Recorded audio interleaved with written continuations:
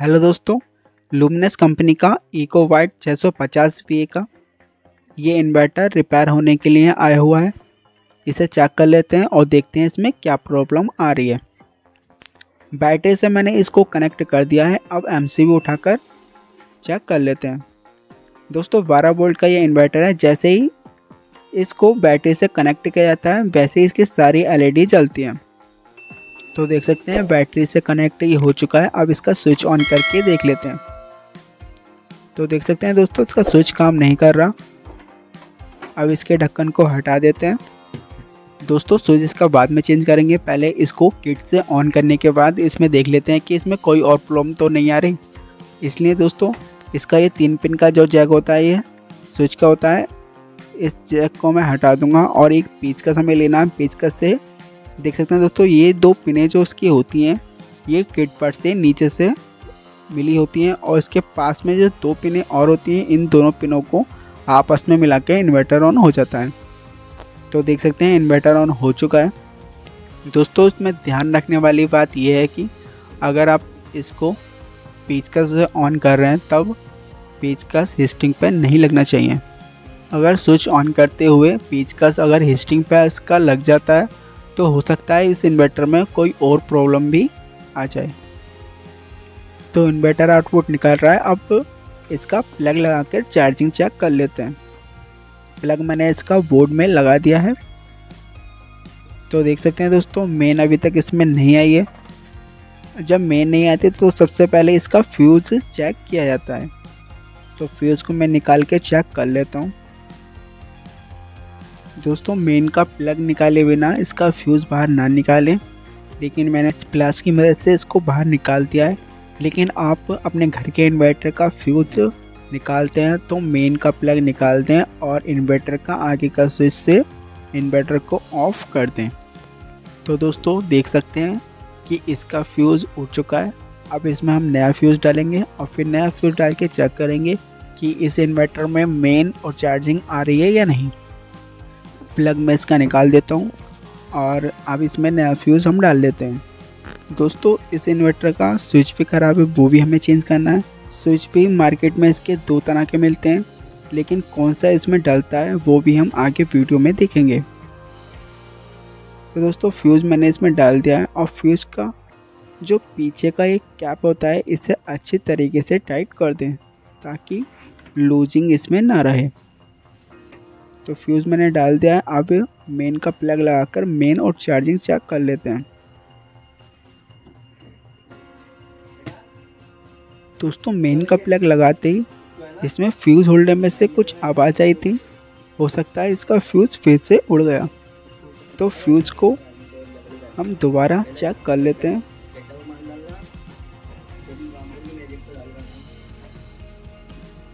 तो देख सकते हैं दोस्तों फ्यूज़ इसका फिर से उड़ चुका है।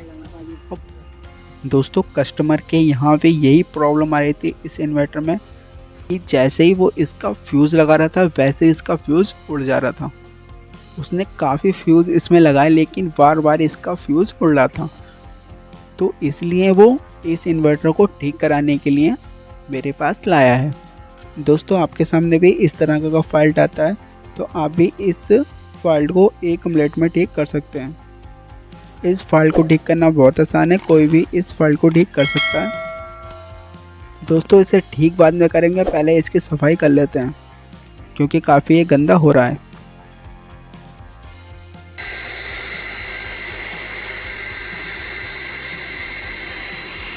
इन्वर्टर की सफाई हो चुकी है, देख सकते हैं काफ़ी साफ़ हो चुका है ये। अब दोस्तों इसका स्विच ख़राब था, हमने जैक हटाकर पेचकस से इसको डायरेक्ट ऑन किया था। अब इसका LED जैक को हटा देते हैं और इसका आगे का जो डायल है इसमें 2 पेच होते हैं, वो दोनों पेच खोलकर हम डायल बाहर निकालकर स्विच इसका डाल देते हैं। हमें 2 पेच खोलने हैं केवल। एक दोस्तों पेच इधर की साइड होता है और दूसरा इधर की साइड। तो इन दोनों पेज को खोलकर ये डायल बाहर निकल जाएगा और इसका स्विच हम चेंज कर देंगे। डायल को खोलने के बाद LED पैनल जो होता है उसमें स्विच लगा होता है और उसको भी हम खोल लेंगे। दोस्तों स्विच को दबाने पर ही पता लग रहा है कि ये ख़राब है। ये स्विच 6 टांगे वाला होता है तो इसे बाहर निकाल लेते हैं और दूसरा स्विच हम इसमें डालेंगे। दोस्तों मार्केट में दो तरह के स्विच आते हैं, मैं आपको दिखा देता हूँ।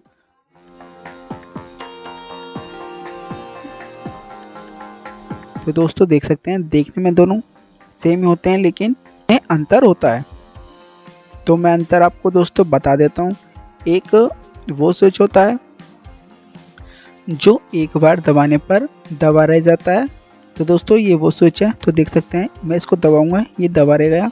अब मैं इसको दोबारा दबाऊंगा तो फिर से ये पहले जैसे हो जाएगा। तो दोस्तों एक तरह का ये स्विच होता है, और जो दूसरी तरह का होता है वो पुश वाला होता है। ये स्विच दोस्तों इस वाले मॉडल में नहीं लगता, जो इस इन्वर्टर में लगता है वो पुश वाला स्विच लगता है। तो दोस्तों देख सकते हैं, ये स्विच जैसे मैं इसको दबाऊंगा तो ये नीचे की साइड दबा नहीं रहेगा, फिर से ये ऊपर आ जाता है। तो ये पुश वाला स्विच इस इन्वर्टर में लगता है, और बाकी जो दूसरा मॉडल होता है उसमें वो दूसरा वाला स्विच लगता है। तो इस स्विच को हटा देते हैं और ये स्विच इन्वर्टर में डाल देते हैं। दोस्तों स्विच मैंने डाल दिया है और डायल भी मैंने कस दिया है। अब दोस्तों एक बार फिर से इसको चेक कर लेते हैं। दोस्तों हमने इसमें पुश वाला स्विच डाला है और ये एक बार दबाने पर ही ऑन हो चुका है। अब दोस्तों मैं आपको इस इन्वर्टर को यूपीएस मोड पे लाके दिखाता हूँ। तो दोस्तों इस तरीके से हमें इस स्विच को कुछ देर के लिए दबाए रखना है, तो ये यूपीएस मोड पर आ जाएगा। और फिर से इसको दबाएंगे तो फिर ये दोबारा इको मोड पर आ जाएगा। अगर दोस्तों हम दूसरा वाला स्विच इसके अंदर डालते तो इसमें ये प्रॉब्लम आती कि ये खुद ही यूपीएस मोड पर चला जाता, और फिर दोबारा हम इसको इको मोड पर लाते, लेकिन ऑटोमेटिक ये फिर से यूपीएस मोड पर आ जाता। अब दोस्तों उसमें फ्यूज़ डाल देते हैं, क्योंकि हमने इसका फ्यूज़ उड़ गया था तो हमने निकाल दिया था।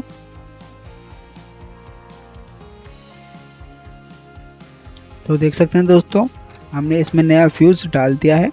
अब इसका फॉल्ट ही निकालते हैं। अब दोस्तों फ्यूज़ डालने के बाद इस इन्वर्टर का मेन का प्लग सीरीज में लगाएंगे, और सीरीज में लगा चेक करेंगे कि मेन ठीक आ रही है या नहीं, क्योंकि डायरेक्ट लगाने पर ये फ्यूज़ उड़ा देता है। तो मैंने इसको सीरीज में लगा दिया है।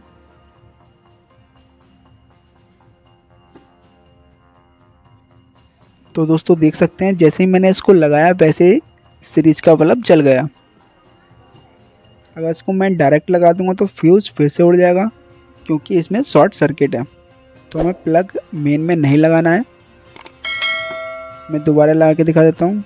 जैसे मैंने इसको लगाया वैसे ही सीरीज का बल्ब चल गया, मतलब इसमें शॉर्ट सर्किट है। तो दोस्तों मैं बता देता हूँ आपको, जो ये पीएफ लगा है इसमें ये ख़राब हो चुका है, तो इसको मैं काट दूंगा। तो दोस्तों जैसे मैं इसको काटूंगा तो देख सकते हैं आप, मैं सीरीज़ में आपको दिखा देता हूँ, वैसे ही सीरीज़ का बल्ब बंद हो जाएगा। तो मैंने काट दिया और ये सीरीज़ का बल्ब बंद हो गया। अब इसमें मेन भी आ चुकी है और चार्जिंग भी ये करने लगा है। दोस्तों उसमें यही फाल्ट था। अब इसको मैं दोबारा इसको लगा के दिखाता हूँ। जैसे मैं इसको लगा रहा हूँ वैसे ही मेन जा रही है इसकी, और सीरीज का बल्ब फुल तेज जल रहा है। दोस्तों मैं इसको दोबारा लगाता हूँ तो देख सकते हैं, जैसे मैं इसको लगाऊंगा वैसे ही मेन इसकी चली गई है और सीरीज का बल्ब इसका फुल तेज जलने लगा।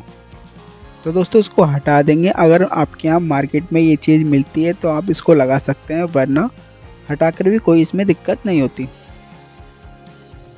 अब इसको सीरीज से हटाकर डायरेक्ट लगाकर चेक कर लेते हैं।